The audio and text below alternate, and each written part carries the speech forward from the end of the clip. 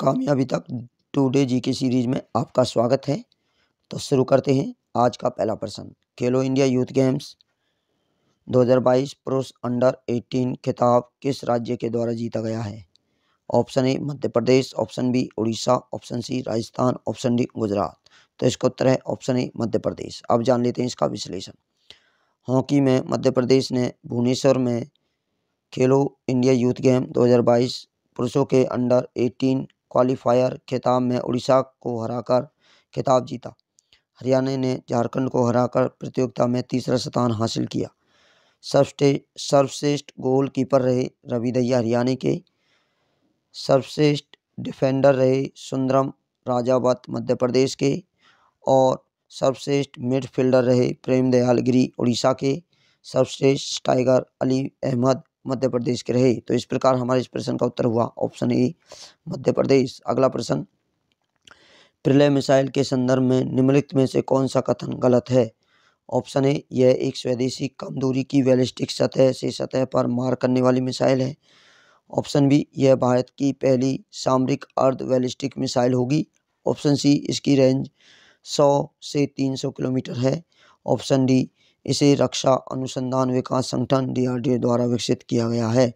तो इसका उत्तर है ऑप्शन सी, इसकी रेंज 100 से 300 किलोमीटर है। अब जान लेते हैं इसका विश्लेषण। यह एक स्वदेशी कम दूरी की बैलिस्टिक सतह से सतह पर मार करने वाली मिसाइल है, अतः विकल्प ए सही है।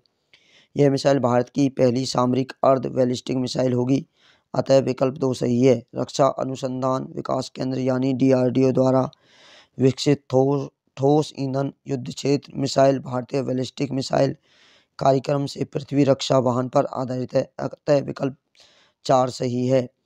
यह लगभग 350 किलोग्राम से 750 किलोग्राम तक के पारंपरिक आयुध ले जाने में सक्षम है, जो इसे घातक दंडात्मक रक्षा या क्षमता प्रदान करता है। कैनिस्ट्राइडल्स प्रलय मिसाइल की रेंज 150 से 500 किलोमीटर है, अतः विकल्प 3 गलत है। तो इस प्रकार हमारे इस प्रश्न का उत्तर हुआ ऑप्शन 3, इसकी रेंज 100 से 300 किलोमीटर है। अगला प्रश्न, हाल ही में निम्नलिखित में से किस आक्रामक प्रजाति के प्रसार ने जलाशयों में झींगों के लिए खतरा पैदा कर दिया है? ऑप्शन ए जलकुंभी, ऑप्शन बी गाजर घास, ऑप्शन डी लेटाना, ऑप्शन डी सीप। तो इसका उत्तर है ऑप्शन डी सीप।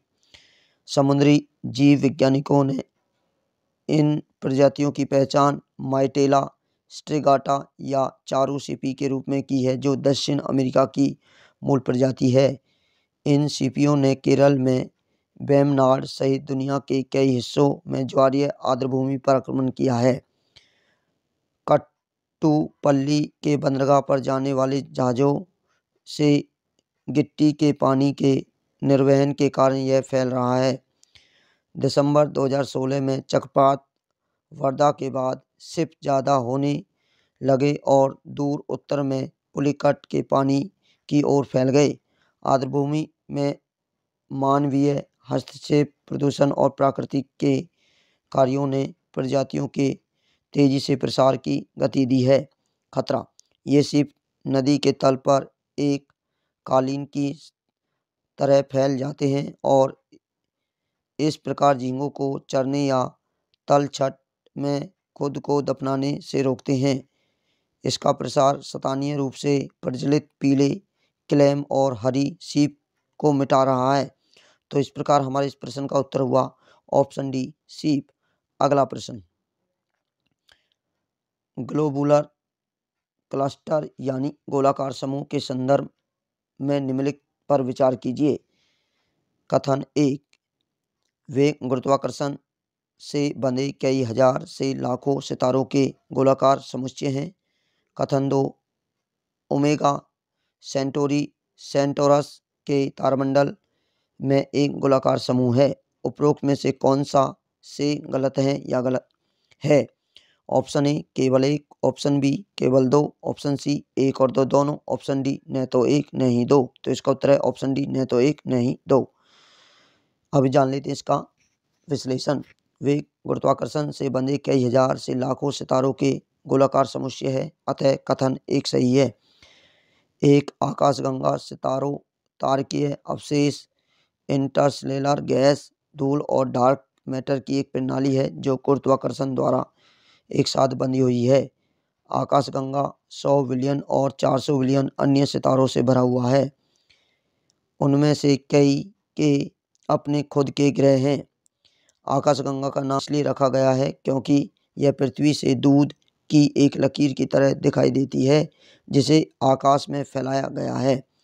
गैलीली ने पहली बार 1610 में अपनी दूरबीन से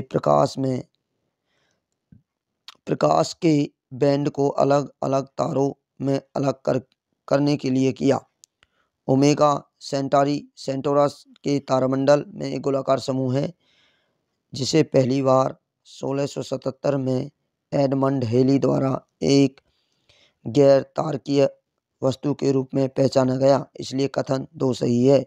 तो इस प्रकार हमारे इस प्रश्न का उत्तर हुआ ऑप्शन डी, न तो 1 न ही 2। अगला प्रश्न, भद्राचलम मंदिर के संदर्भ में निम्नलिखित पर विचार कीजिए।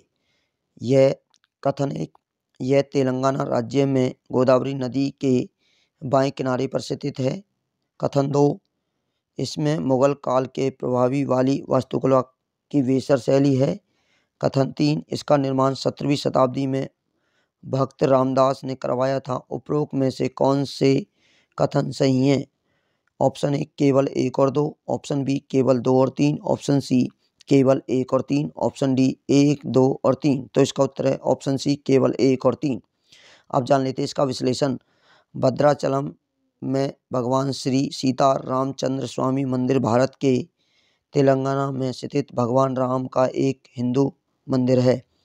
इस क्षेत्र को भद्राचलम कहा जाता है और यह रामनवमी के दिन भव्य समारोह का स्थान है जब भगवान राम और उनकी पत्नी सीता की शादी की सालगिरह बहुत धूमधाम से होती है।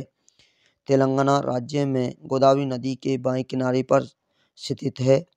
इसमें मुगल काल के प्रभाव वाली वास्तुकला की द्रविड़ शैली है, अतः कथन 1 सही है और कथन 2 गलत है। इसका निर्माण 17वीं शताब्दी में भक्त रामदासु, लोकप्रिय रूप से भक्त रामदास के रूप में जाना जाता है, द्वारा किया गया, अतः कथन 3 सही है। तो इस प्रकार हमारे इस प्रश्न का उत्तर हुआ ऑप्शन सी केवल 1 और 3। अगला प्रश्न, हाल ही में डायबैक रोग खबरों में रहा, निम्नलिखित कथनों पर विचार कीजिए। कथन 1, डायबैक रोग सभी उम्र के नीम के पेड़ों की पत्तियां, टहनियों और पुष्प क्रम को प्रभावित करता है। कथन 2, बरसात के मौसम की शुरुआत के समय लक्षणों का दिखना शुरू हो जाता है। कथन 3, पेड़ पर रसायनों का छिड़काव कीड़ों को प्रभावित करता है और जल निकायों को भी प्रदूषित करता है। उपरोक्त में से कौन सा से सही है या है? कथन 1 केवल 1 और 2, कथन बी केवल 2 और 3, कथन सी केवल 1 और 3, कथन डी 1, 2 और 3। तो इसका उत्तर है कथन 3, ऑप्शन डी 1, 2 और 3। नीम के पेड़ आकर्षण चौड़ी पत्ती वाले सदाबहार होते हैं जो 30 मीटर तक लंबे और 2.5 मीटर की परिधि तक बढ़ सकते हैं। यह केरल के दक्षिण सिरे से हिमालय की पहाड़ियों तक उपोष्णकटिबंधीय क्षेत्रों में समुद्र तल से लगभग 700 मीटर की ऊंचाई तक उगाया जाता है। डायबैक रोग सभी उम्र के नीम के पेड़ों की पत्तियां, टहनियों और पुष्प क्रम को प्रभावित करता है, अतः कथन 1 सही है। यह गंभीर रूप से संक्रमित पेड़ों में फलों के उत्पादन में लगभग 100% की कमी का कारण बनता है। नीम जीवाणुरोधी, एंटीफंगल और अन्य बहुमुखी गुण दिखाता है। देश में पहली बार 1990 के दशक के दौरान उत्तराखंड में देहरादून के पास डायबैक बीमारी की सूचना मिली थी, जबकि इसे पहली बार 2019 में तेलंगाना में देखा गया। लक्षणों की उपस्थिति बरसात के मौसम की शुरुआत के साथ होती है और बारिश के मौसम के बाद के हिस्से और शुरुआती सर्दियों में उत्तरोत्तर गंभीर हो जाती है, अतः कथन 2 सही है। बड़े पेड़ों पर रासायनों का छिड़काव एक मुश्किल काम है क्योंकि यह तितलियों जैसे कीड़ों को मार सकता है और आसपास के जल निकाय को भी प्रदूषित कर सकता है। अतः कथन 3 सही है। तो इस प्रकार हमारे इस प्रश्न का उत्तर हुआ ऑप्शन डी, कथन 1 और 2 और 3 तीनों ही सही हैं। ये रहा हमारा आज का टुडे जीके के प्रश्न। वीडियो अच्छी लगी हो तो वीडियो को लाइक करें, वीडियो को ज़्यादा से ज़्यादा शेयर करें, सभी के पास पहुंचाएं और इसका लाभ सभी को दें। फिर मिलेंगे हम आपको और प्रश्नों के साथ। जब तक सुरक्षित रहें, पढ़ते रहें, आगे बढ़ते रहें। जय हिंद, जय भारत।